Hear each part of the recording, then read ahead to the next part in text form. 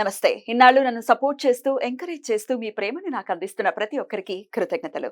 అలాగే ఈ వీడియో కూడా ఖచ్చితంగా మీకు ఉపయోగపడుతుంది. లైక్, షేర్ అండ్ సబ్స్క్రైబ్ చేసి మీ సపోర్ట్‌ని నాకు అందించండి. అలాగే ఈ వీడియో పట్ల మీకున్న అభిప్రాయాన్ని కామెంట్ సెక్షన్‌లో కామెంట్ చేసి తెలియజేయండి. ఇప్పుడు వీడియోని చూద్దాం. నమస్తే, వెల్కమ్ టు అవర్ ఛానల్. నేను పద్మిని. ప్రస్తుతంతో పాటు వేదిక్ ఆస్ట్రాలజర్ అవినాష్ దాస్ ఉన్నారు. మాట్లాడదాం. అవినాష్ గారు నమస్తే అండి. నమస్తే అండి. బాగున్నారా? బాగున్నాను, దేవుడి దయ వల్ల. ఓం నమ శివాయ, ఓం నమో వెంకటేశాయ. వాస్తు సబ్జెక్ట్ గురించి మాట్లాడినప్పుడు, లేకపోతే వాస్తు చూపించుకోవాలి అనుకున్నప్పుడు కానీ, పండితులు ఎవరైనా ఇంటికి వచ్చినప్పుడు కానీ, పండితులు ఒకవేళ వాస్తు గురించి మాట్లాడినప్పుడు ఫస్ట్ తీసే మాట బ్రహ్మస్థానం. ఈ బ్రహ్మస్థానం అనే మాట ఖచ్చితంగా, ఏమంటే మీ ఇంట్లో బ్రహ్మస్థానం ఇది, కొంచెం జాగ్రత్తగా చూసుకోవాలి. ఇక్కడ అసలు ఏంటి బ్రహ్మస్థానం, ఎవరింట్లో వాళ్ళకి ఎలా తెలుసుకోవచ్చు, ఇదే బ్రహ్మస్థానం అనేది ఎలా తెలుసుకోవచ్చు? అండ్ ఆ బ్రహ్మస్థానం డెఫినెట్ గా పేరులో ఉన్నట్టుగానే ఆ స్థానానికి చాలా చాలా ఇంపార్టెన్స్ ఉంది కాబట్టి ఆ పేరు ఇచ్చారు. కాబట్టి మరి ఆ స్థానానికి ఎట్లాంటి వాల్యూ ఇవ్వాలి, ఎలా ఎంత రెస్పెక్ట్ఫుల్ గా ఉండాలి ఆ ప్లేస్ తో అనేది ఒక్కసారి మీ ద్వారా. బ్రహ్మస్థానం ఏంటంటే ఒక పాయింట్, అది ఒక స్క్వేర్కి మనం తీసుకుంటే కరెక్ట్ మిడిల్లో ఒక పాయింట్ ఉంటుంది.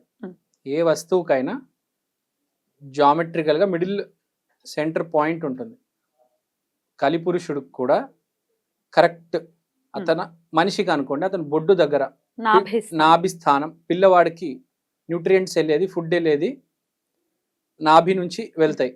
అలానే ఎవరికైనా బాగలేకపోతే నాభిలో కొంచెం నెయ్యి వేసుకోండి అంటారు కదా.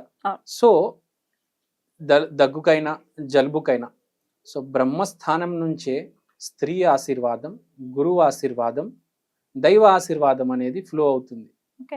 ఇప్పుడు ఏ డైరెక్షన్ నుంచి రావాలప్పుడు ఈస్ట్లో కమ్యూనికేషన్స్, నార్త్ ఈస్ట్లో పాజిటివిటీ, ఏదైనా ఫస్ట్ బ్రహ్మస్థానం నుంచి వచ్చి తర్వాత అక్కడ నుంచి వస్తుంది.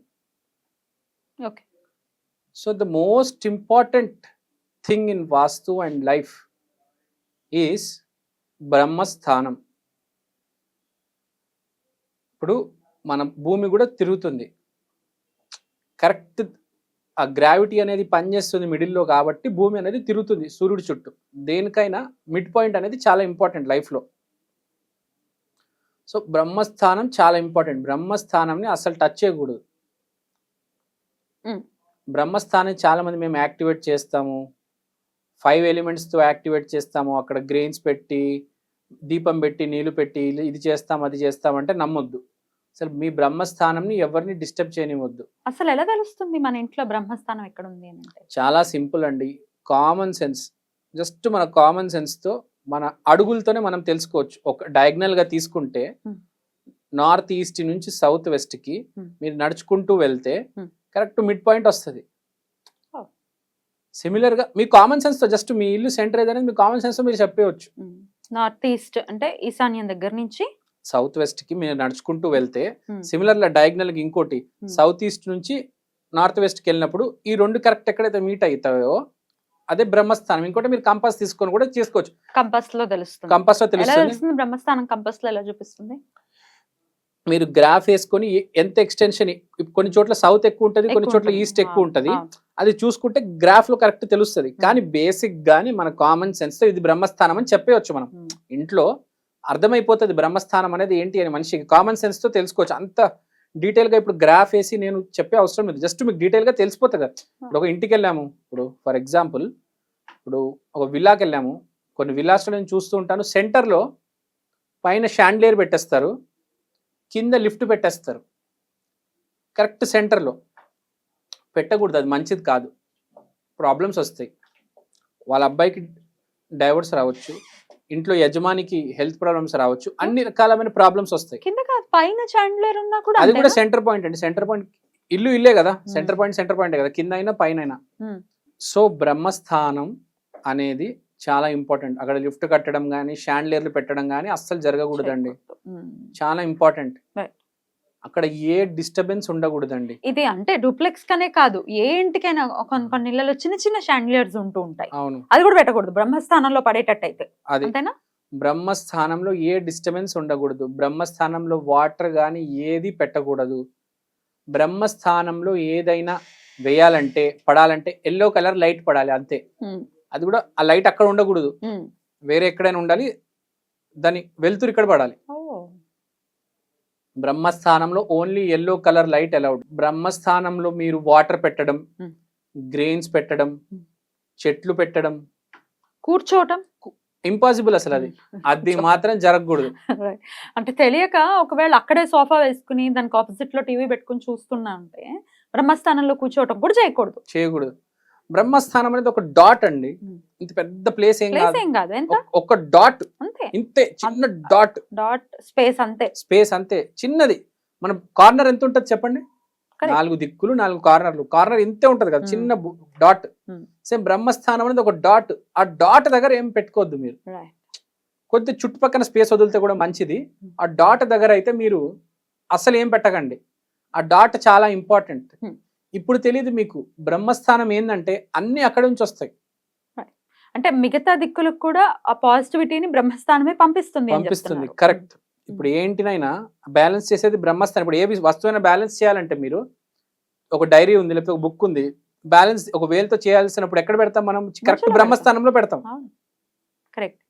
సో ఏదేమైనా బ్రహ్మస్థానం చాలా ఇంపార్టెంట్. దాన్ని వదిలేయండి, చిన్న డాట్ అది, దాని మీద ఏమి పెట్టొద్దు. ప్రాబ్లమ్స్ వస్తాయి తెలిసి తెలియకుండా. అది ఎక్కడి నుంచి వస్తే మళ్ళీ రేపు మీరే ఇబ్బంది పడతారు. అసలు మరి ఇంతలా పెట్టద్దు అని చెప్తూ ఉన్నారు, ఇంకా అసలు కూర్చొని కూడా కూర్చోవద్దు అని అన్నారు. ఒకవేళ బై మిస్టేక్ బ్రహ్మస్థానంలోనే ఒకవేళ వాష్రూమ్స్ కనుక పడితే ఇంకా నేను ఏం చెప్పాలండి, ఇక వాష్రూమ్స్ తీసేయవలసిందే, అది తీసేయాల్సిందండి. ఇప్పుడు మనం కొంచెం రెస్పెక్ట్ ఇవ్వాలి ఇల్లు అన్నాక. ఏది డైరెక్షన్ అయినా మనము బ్యాలెన్స్ చేసుకోవచ్చు, బ్రహ్మస్థానాన్ని బ్యాలెన్స్ చేయలేము.